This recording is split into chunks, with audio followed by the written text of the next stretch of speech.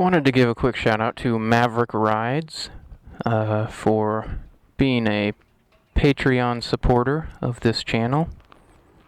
He is a local and he has started on a channel. Stick with him while he works some things out. I'll put a link to his channel in the description below.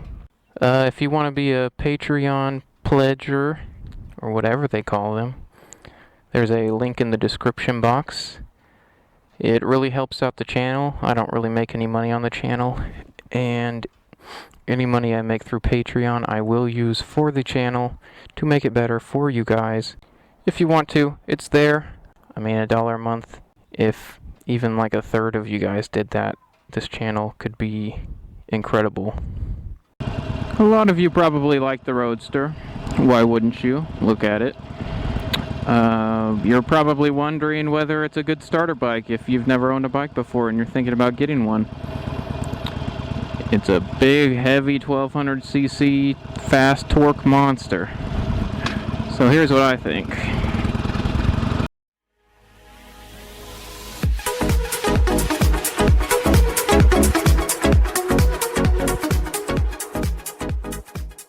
If you don't mind paying quite a bit of money, and if you don't mind how heavy the bike is, you think you can handle it, then I think this is actually a really good bike for beginners, and I'll tell you why. Yeah, it's got a lot of torque and it's pretty powerful, but it's no 600cc sport bike, you know. What I've noticed on it is the twist of the throttle. It takes a lot more twisting to get the power than a sport bike does. On sport bikes, I can usually have my hand resting like this and then twist it all the way. This, I have to twist it all the way, and then I've got to like move my hand and twist it more. That's how long this throttle pull is. So the power is not super immediate. You kind of got to work for it. That's probably why my 0 to 60 is so terrible. It's not gonna kill you. You're not gonna wheelie the bike unless you are really trying to. This thing will wheelie. Turning on this thing's really easy. Most cruisers, I don't like to suggest people starting on cruisers because they're really hard to turn if you've never been on a motorcycle before. Even for me, I hate turning them. It's annoying. Your center of gravity is much better suited for turning on sport bikes, and on this it's pretty similar. Turning's really easy. It's really nice. It's not a big hassle. Going back to the power, I think it has plenty of power. 4.2 0 to 60, tons of torque, good horsepower. I think it has plenty of power for a beginner. I don't think they'll grow out of it very quickly, but again, when they do, they can always change it up. They can do a stage 1, and that will yield a ton more power for them. Doing a stage 1 on a Harley Sportster, I don't know how other Harleys are, but doing a stage 1 on a Harley Sportster will yield you a higher percentage of horsepower than doing a stage 1 on, say, a sport bike, a small sport bike, or even a medium sport bike, or even a large one. Those bikes are already tuned to get tons of performance. These ones are kind of tuned down. They're just, most people who buy these just like to cruise. They don't want a whole lot of performance, and they have to adhere to emission standards, so they're kind of dulled down. So just a simple stage 1 air filter, exhaust, or mufflers will bring out a ton of power in this thing, and that'll keep you satisfied for another good while. And then when that doesn't satisfy you, there's tons of ways you can reduce weight on this thing, and then that will get you a lot more speed, more acceleration. Another thing, they make so much stuff for Sportsters. If you get tired of this seating position, you want to make it even more sporty, because it's kind of sporty how it is. It's pretty sporty. If you want to go a step further, You can get some clip-ons and rear sets. That's easy. If you want to make it into a scrambler, you can get some high bars. If you want to make it into a full-on cruiser, you can get some farther back bars, and you can put some front mount pegs on it. There's an endless amount that you can do. You won't have to go out and buy a new bike. You can just mod your current one to be what you want. You can turn these things into anything, and you can release so much power from these engines. These engines can turn into absolute monsters if you want them to. But how it is stock, it's got quite a bit of power, but it's not unusable power. It's not something that you can't get used to. I do feel that it being such a heavy bike with quite a bit of torque, if you make a mistake, it might be a little unforgiving. But downshifting, this is the easiest bike I've ever had to downshift. This bike has basically taught me how to be an expert downshifter. The RC390 was really hard to downshift, if I'm being honest, and after riding this bike for a while, I was downshifting that thing like a pro. Rev matching, you know. Look at that. Look at that. Look at that. 3 gears in a row. Perfect rev matching downshifts. Top speed on this thing, it'll get up there. I'm not sure what the official number is. I haven't tested it. I don't usually test top speed, but since there's no other tests around for this, I've been thinking about testing it.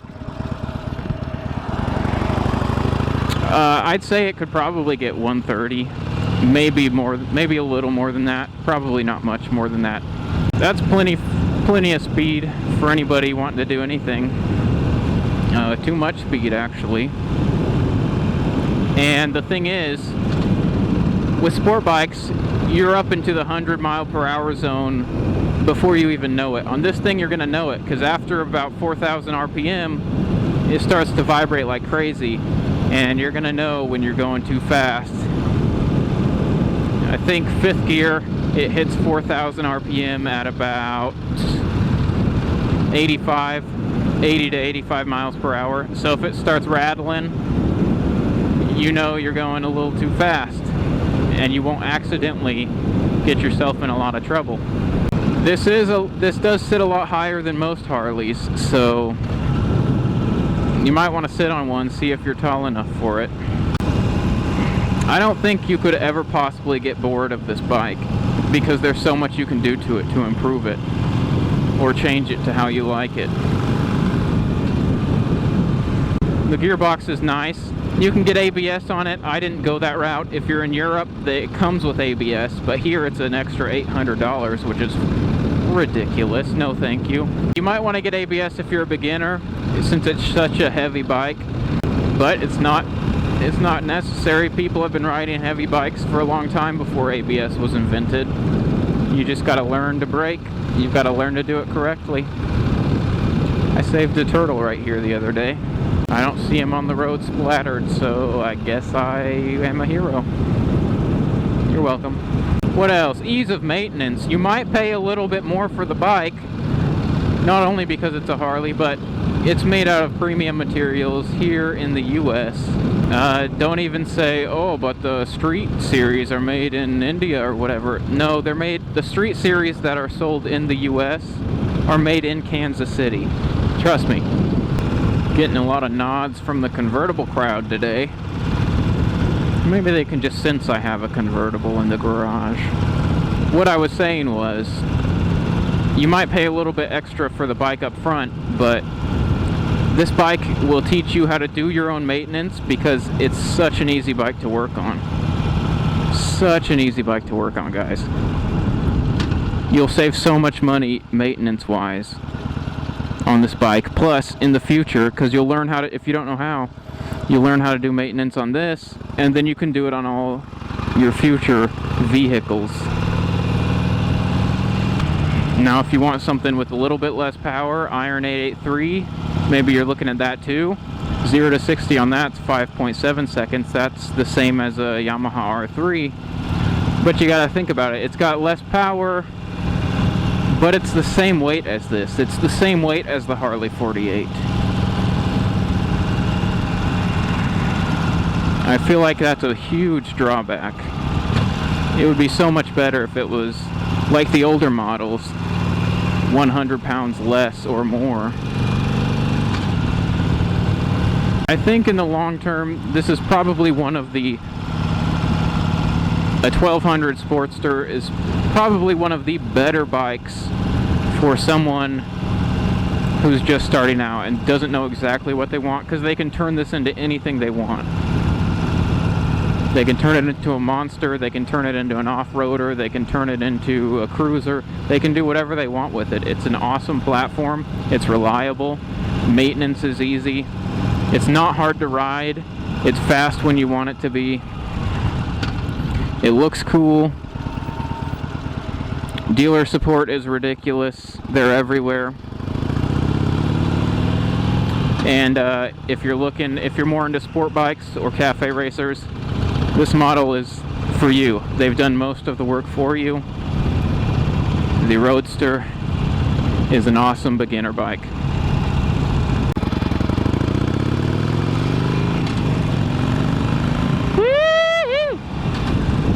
Everybody's slow, so I can't get my motorcycle going real fast, 'cause everybody's slow. This is my song.